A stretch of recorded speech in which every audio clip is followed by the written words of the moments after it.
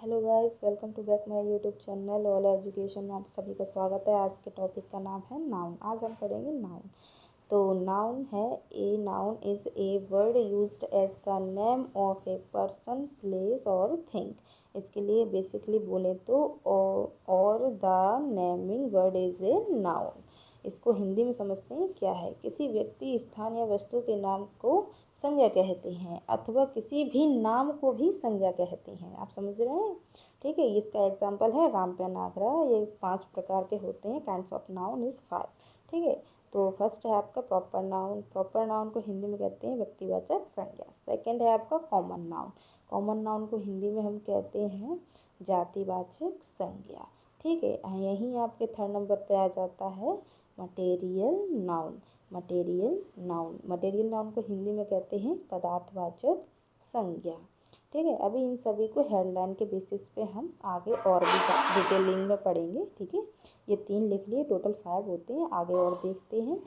आगे 4 नंबर पे आपका आ जाता है इधर एब्स्ट्रैक्ट वाला नाउन। एब्स्ट्रैक्ट नाउन आ जाएगा इधर आपका 4 नंबर पे एब्स्ट्रैक्ट नाउन। ठीक है, एब्स्ट्रैक्ट नाउन को हिंदी में कहते हैं भाववाचक संज्ञा।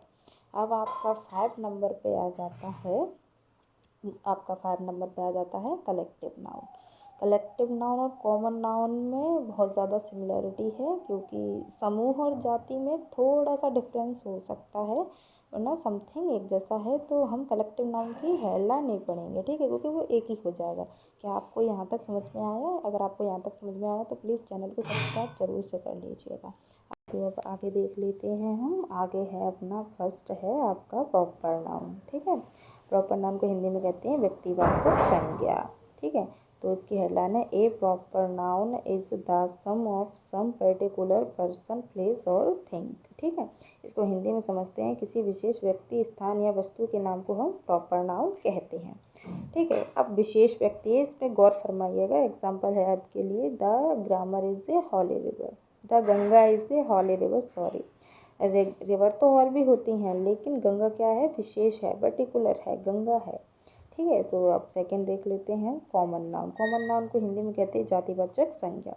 जातिवाचक संज्ञा है, इसकी हेडलाइन है a common noun is a name of given to every person, place और thing of the name, kind और क्लास। ठीक है, इसको हिंदी में पढ़ लेते हैं। एक ही समूह अथवा जाति के प्रत्येक व्यक्ति, स्थान या वस्तु के नाम का जब भी नाम लिया जाता है उसे कॉमन नाउन कहते हैं। ठीक है, इसके लिए एग्जांपल है the class is studying grammar. पूरी क्लास क्या कर रही है? ग्रामर पढ़ रही है, लेकिन पूरी क्लास पढ़ रही है ना, कोई एक बच्चा तो नहीं पढ़ रहा, पूरी क्लास। तो जाति हो गई बच्चों की जाति। ठीक है, समूह इसी में आ जाता है कि बच्चों का समूह हो गया। ठीक है, ठीक है, आपको चीज़ें समझ में आ रही हैं यहाँ तक? ठीक है, आगे देख लेते हैं। आपका थर्ड नंबर पे आ जाता है मटेरियल नाउन। ठीक है, मटेरियल नाउन को हिंदी में कहते हैं पदार्थवाचक संज्ञा। A material noun is a name of given to a which use are made. आइए इसे हिंदी में समझते हैं क्या है।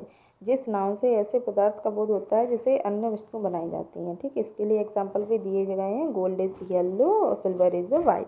गोल्ड क्या है? यहाँ पे पदार्थ है आपका। ठीक है, सिल्वर क्या है? यहाँ पे पदार्थ है आपका। ठीक है, 4 नंबर पे आ जाता है एब्स्ट्रैक्ट नाउन। एब्स्ट्रैक्ट नाउन को हिंदी में भाववाचक संज्ञा कहते हैं। एन एब्स्ट्रैक्ट, मतलब एन क्यों लगा? वोवेल है इसलिए। तो an abstract noun is the name of an action, feeling, state, एट्स etc। ठीक है, अब इसको हिंदी में समझते हैं कार्य, गुण, भावना, अवस्था, कला आदि के नाम को हम एब्स्ट्रैक्ट नाउन कहते हैं। इसके लिए एग्जाम्पल भी है his kindness saved me. Second है एवरीबॉडी लाइक द ब्यूटी। तो काइंडनेस यानी कि काइंडनेस जो भी है व्यक्तियों में वो सही है कि मतलब दयालु बनता है, भावना ही तो है आपकी ब्यूटी इनहेंस हो रही है। तो क्या चीज़ें आपको समझ में आ रही हैं? मैंने यहाँ तक आपको बहुत ही अच्छे से समझाया है। आई होप कि आपको समझ में आया हो। अगर यहाँ तक समझ में आया तो सब्सक्राइब जरूर से कर लीजिए।